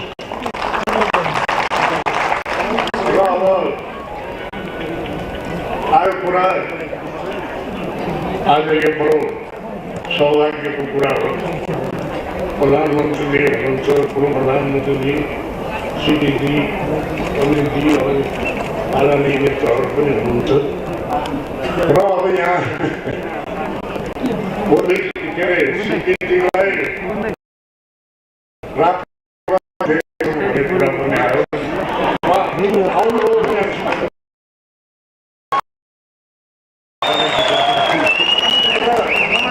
विचारहरू के हो म क्षमा के भन्नु चाहन्छु भने एउटा भनाइ छ धेरै। युवावस्थामा कम्युनिस्ट हुँदैन, उचाइ जो उमेर पुगेपछि कम्युनिस्ट रहेन, उसले चाहिँ कुरा बुझा होइन भन्ने एउटा भनाइ छ। माथि माग्दै यो मेरो भनाइ होइन, पहिले अर्को भनाइ र अब कुरा उठ्यो गम्भीर कुरा उठाउनु हो। मुलुकको बाहिरी हस्तक्षेप छ, त्यसलाई सायद हामीले कसैले होइन भनेर त्यसलाई इन्कार गर्न पनि सक्दैन। तर बाहिर हस्तक्षेप मात्रै छ। अब तपाईँहरूले खास गरेर पटनजी, माधवजी, एमालेजी, उहाँले पनि सङ्घर्ष गर्नुभयो। त्यतिका वर्ष सङ्घर्ष गर्नुभयो, हामी त थिएनौँ, घरै आरामले बसिरहेका थियौँ। त यही जो परिस्थिति अहिले छ,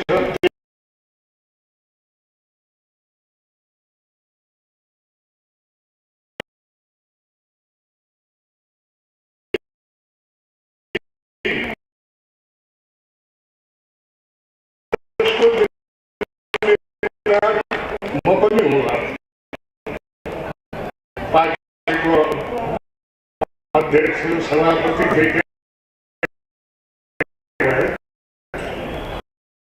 अनि पार्टीसित सही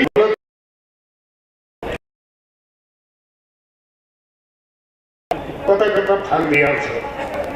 र यो एउटा म अनुरोध गर्न चाहन्छु, हामी सबैले एउटा सर्वे गरौँ, यस्तो निष्पक्ष भनौँ भनेर। त आज जनता सन्तुष्ट छैन।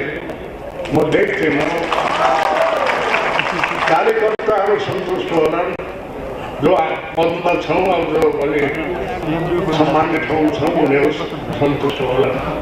तर अहिलेको स्थितिले जनता सन्तुष्ट छैन। म एउटै प्रश्न के गर्न चाहन्छु भने उहाँहरूले यो त्याग यही स्थितिको लागि गर्नुभयो त उहाँले आफ्नो शरीरको वास्ता गर्नु भएन, परिवारको वास्ता गर्नु भएन, त्यत्रो ठुलो त्याग के अवस्थाको लागि गर्नुभयो त मलाई लाग्छ यसमा परिवर्तन आवश्यक छ। परिवर्तनको लागि हाम्रा जो सङ्कल्पहरू छन् त्यसमाथि विचार गर्दैन भन्नु म यहाँहरूलाई हाम्रो पहिलो सङ्कल्प हो राष्ट्रिय प्रजातन्त्र पार्टीको कि राष्ट्रिय अखण्डता र सार्वभौमिकता कायम राख्न निरन्तर जागरुक रहनु। अर्को हाम्रो सङ्कल्प हो कि भातृभावमा आधारित हाम्रो नेपाली संस्कृतिको दोहन नगर्ने। त्यसको हाम्रो सङ्कल्प हो जनताको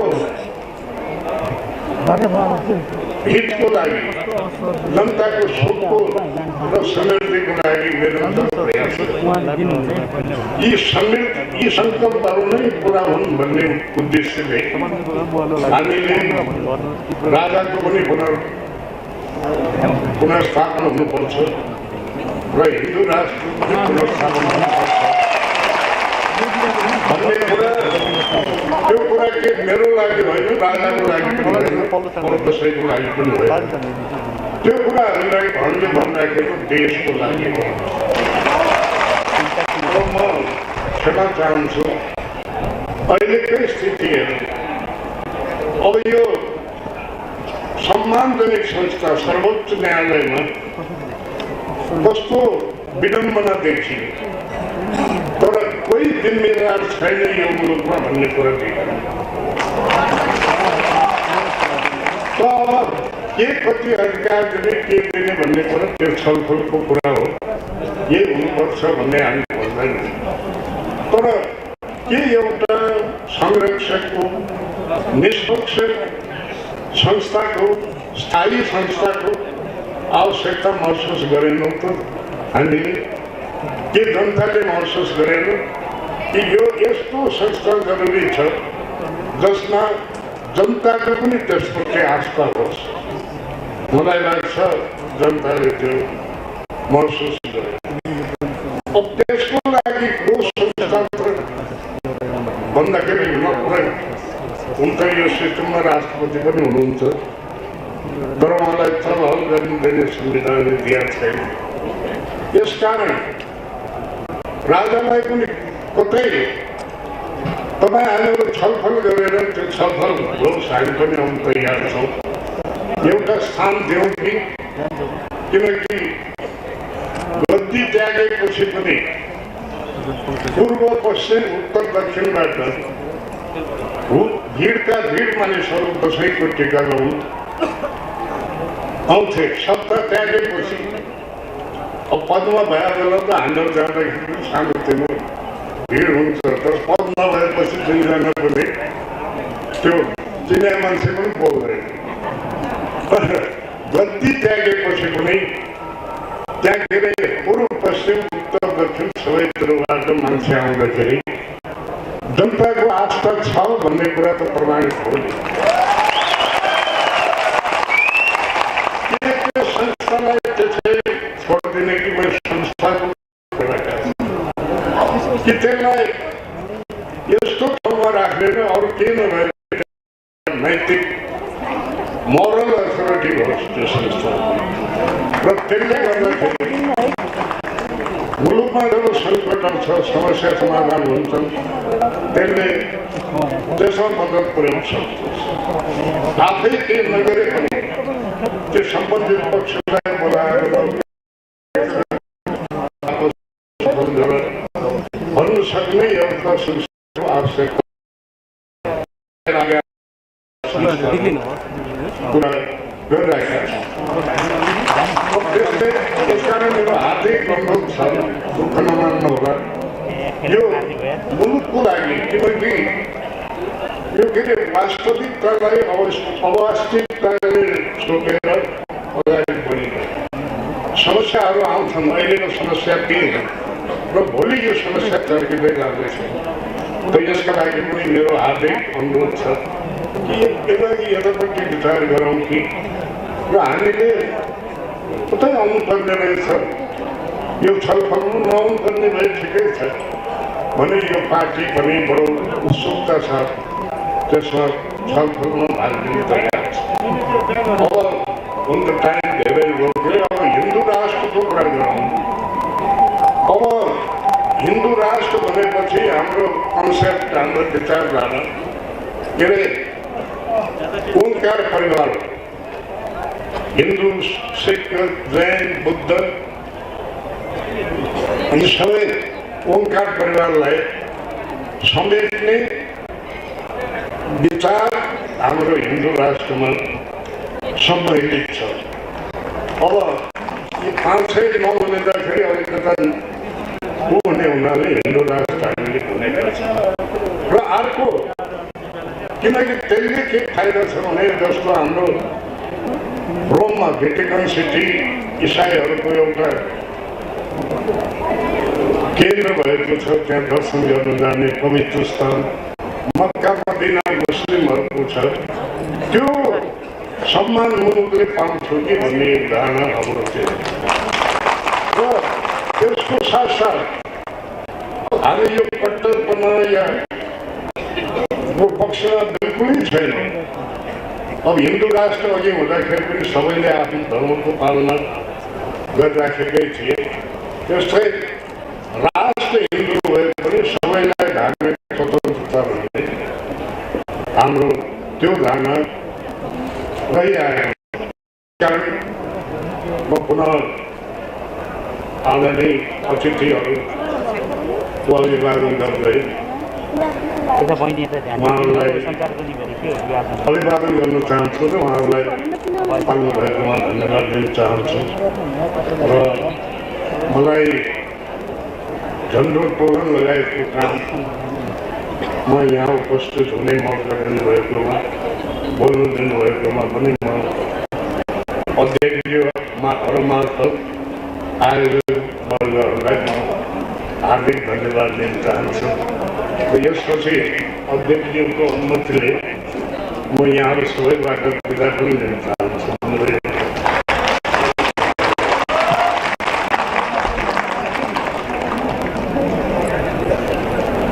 आजको आवश्यकता सहमतिको हो, एकताको हो। यो महाधिवेशनले यो सन्देश दिनुपर्छ भन्ने महत्त्वपूर्ण सन्देश हामी सबैलाई दिनुभएकोमा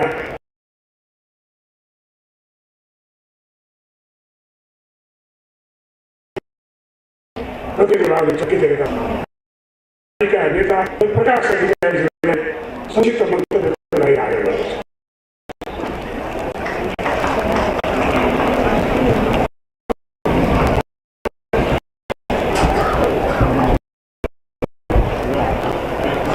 धन्यवाद।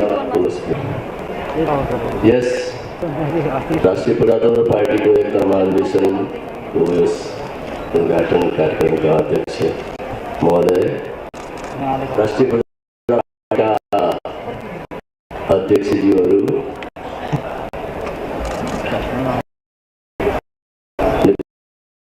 एवं सम्माननीय प्रधानमन्त्री शेरबहादुर देउवाज्यू,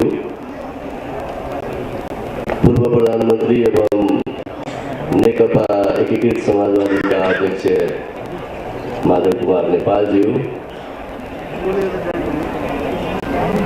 मञ्चमा विभिन्न पार्टीबाट नेकपा मालेका महासचिव सीपी मीनालीजी, अनिल झाजी र थापाजी, विभिन्न पार्टीका साथीहरू, उहाँहरू र राष्ट्रिय प्रजातन्त्र पार्टीका त्यसमा आसन्न नेताजीहरू र यसका अधिवेशनमा उपस्थित सम्पूर्ण सहभागीहरूमा मेरो हार्दिक अभिवादन। साथै यो तपाईँहरूको यो राष्ट्रिय प्रजातन्त्र पार्टीको एकता महाधिवेशन सफलताका साथ सम्पन्न होस्, आफ्नो कार्यक्रमहरू लिपिबद्ध र समयबद्ध गरेर अगाडि बढोस्। जनता समाजवादी पार्टी यस अवसरमा र मेरो तर्फबाट पनि यस अवसरमा यहाँहरूमा हार्दिक शुभकामना व्यक्त गर्न चाहन्छु।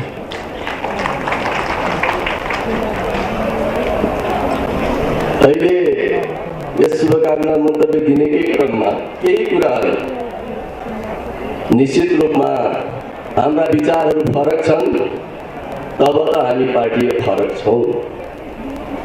त्यसैले यहाँ फरक पार्टीको रूपमा उपस्थित छौँ, मैले भेटाइरहनु पर्दैन।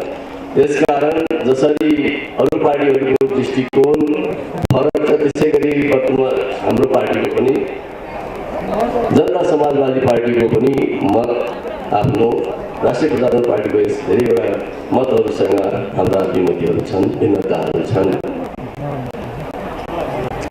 र एउटा कुरा के हो भने यस अवसरमा भन्नै पर्ने हुन्छ, देशमा परिवर्तन, सामाजिक परिवर्तन, आर्थिक परिवर्तन, विकास र समृद्धि यो देशको आवश्यकता हो। यसका लागि सङ्घर्षरत हामीहरू अझै पनि त्यसमा सङ्घर्ष गर्नुपर्ने आवश्यकतामा छौँ। यी परिवर्तनहरूलाई अझै साकार पार्नुपर्ने आवश्यकता छ। अघि अरू मार्मिक कुरा पूर्व प्रधानमन्त्री लोकेन्द्र चन्द्रले भनेर जानुभयो के यसैको लागि हामी लडेका थियौँ? हो, म पनि सम्झिन्छु। जब हामी सङ्घर्ष गरिरहेका थियौँ, जेल भएका थियौँ परिवर्तनको लागि, त्यो अपेक्षा अझै पनि पुरा भएको छैन। त्यो कुरा हामी मान्दैछौँ। त्यसको एउटा मुख्य कारण के हो भने परिवर्तनले चाहेका अपेक्षाहरू, जनताले चाहेका अपेक्षाहरू वास्तवमा त्यो रूपबाट परिवर्तनका लागि भएका आन्दोलनहरूको मर्म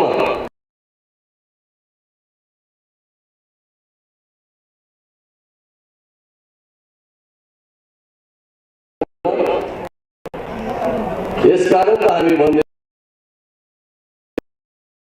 जनता समाजवादी यो समग्र कुराहरूलाई समेटेको छैन। मेरो रूपमा धेरै ठुलो व्याख्या गर्न चाहन्न। एउटा के हो भने विभेदहरूको अन्त नभइकन देशमा विकासको सम्भावना हुँदैन, जुन कुरा सदियौँदेखि आएको छ। यसकारणले जातीय, क्षेत्रीय, लिङ्गीय विभेदहरूको मुद्दा अझै पनि अध्यापन उठिरहेको छ। मैले यो विभेदहरू, सामाजिक विभेदका कुराहरूको सन्दर्भमा गरिरहेको हुँ। यस अर्थमा यो विभेदहरूको आन्दोलन, विभेदहरू अन्त्य गराउनको लागि यो तपाईँहरूको यो अधिवेशन त्यतातिर पनि केन्द्रित होस्, त्यतातिर पनि एउटा सबल नीति बनाओस्। साथसाथै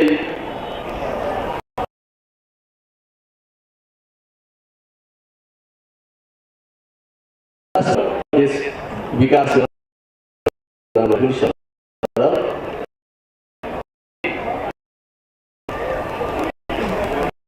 राष्ट्रिय एकता, विभिन्न राष्ट्रियताहरू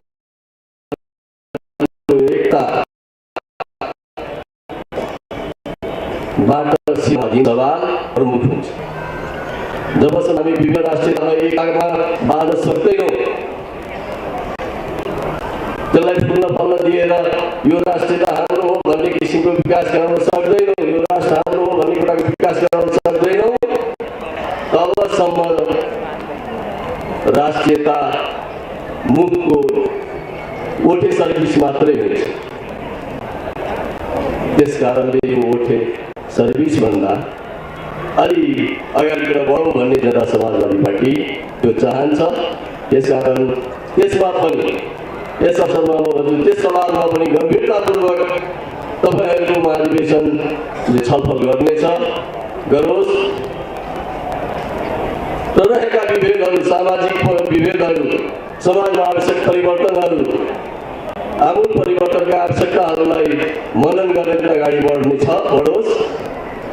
साथसाथै मुलुक लोकतान्त्रिकरणतिर गएको छ। लोकतान्त्रिक पद्धतिहरूको विकास गराउनमा, लोकतान्त्रिक पद्धतिबाटै, यो होइन कि लोकतन्त्रको नाममा मैले अघि भने जस्तै अरू कुरा होस्, लोकतान्त्रिक पद्धतिबाटै अगाडि बढोस्। यही शुभकामना र यही सफलताका लागि म यहाँलाई जनता समाजवादी पार्टीको तर्फ दिन्छु। मलाई लाग्छ मैले पाएको समय अलि सक्यो कि क्या हो, मेरो पछाडि उहाँलाई मैले भुवनतिर गएको देख्दैछु।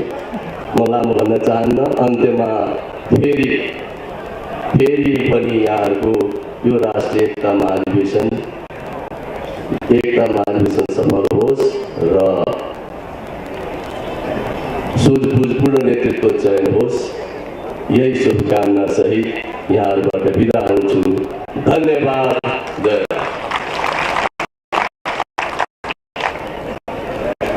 धन्यवाद। जनता समाजवादी पार्टी का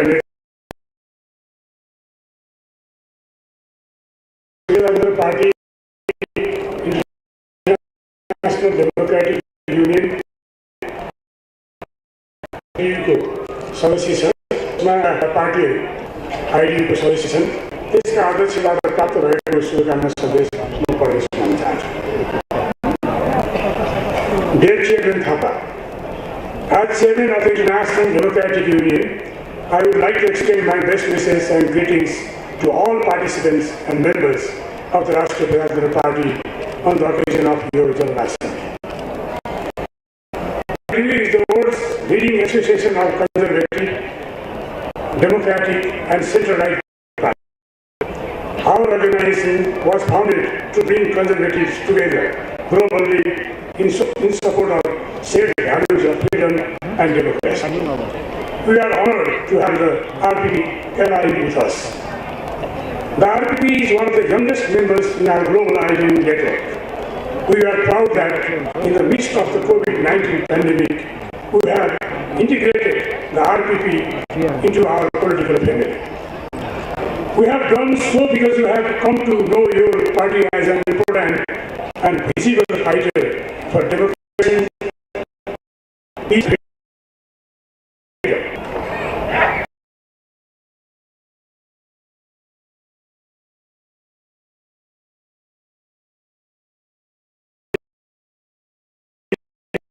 partners in the region. RPP is the partner for the IDU in Nepal.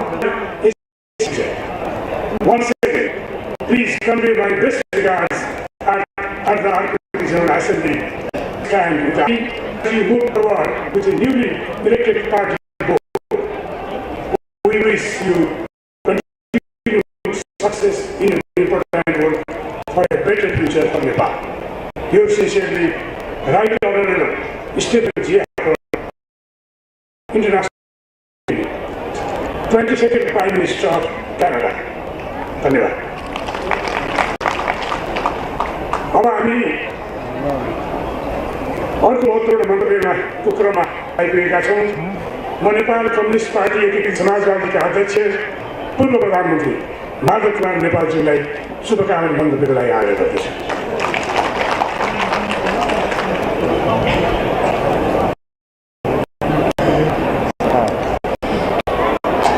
राष्ट्रिय प्रजातन्त्र पार्टीको अध्यक्ष त्रय, आजको कार्यक्रममा उपस्थित भएका सम्माननीय प्रधानमन्त्री शेरबहादुर देउवाज्यू, विभिन्न राजनीतिक दलका नेता र प्रतिनिधि साथीहरू, राष्ट्रिय पार्टीका सबै तहका नेता साथीहरू, प्रतिनिधि र पर्यवेक्षक तथा उपस्थित पत्रकार अन्य महानुभावहरू, आजको यो कार्यक्रममा विभिन्न वक्ताहरूको विचार सुन्ने मौका पाए। हाम्रो देशको एक विविधता नै हाम्रो विशेषता पनि। हामीमा सहिष्णुता छ, फरक फरक विचारप्रति सम्मान पनि छ। इतिहासका विभिन्न कालखण्डहरूमा हामीहरूले भूमिका आएका छौँ।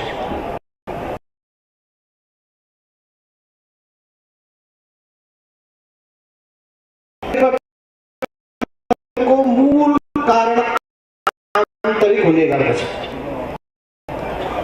परिवर्तनको मूल कारण किन ठान्यो भने गल्ती गरिन्छ। नेपालमा 46 सालको परिवर्तनको कुरा होस्, 62 को जनक्रान्तिको कुरा होस्, निर्माणको संघीयतामा जाने कुरा होस्, त्यसमा नेपालका राजनीतिक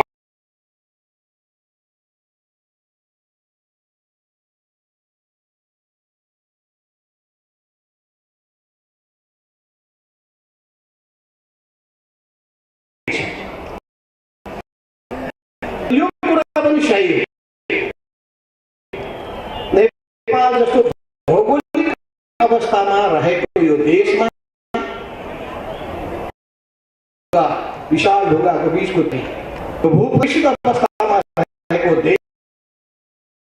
देशको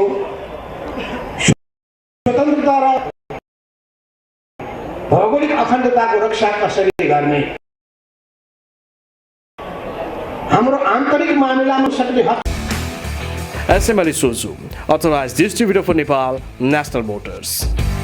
उत्कृष्ट गहुँबाट तयार गरिएको ज्ञानचक्की आटा केएल दुगर समूहको उत्कृष्ट उत्पादन। जहाँ इच्छा त्यहाँ भाइनेट अब सबै कनेक्टेड। इलेक्ट्रा इलेक्ट्रिक प्रस्तुत गर्दछ एन्टिब्याक्टेरियल अमोर लाइफस्टाइल स्विचेस। नेपालमै पहिलो पटक समय सापेक्षित नयाँ युगका लागि नयाँ स्विचहरू। शुद्धता त अब बाबा सनफ्लावर ओइलको प्याकेटमै पाइन्छ। बाबा सनफ्लावर ओइल, शुद्धता यसमै भेटिन्छ।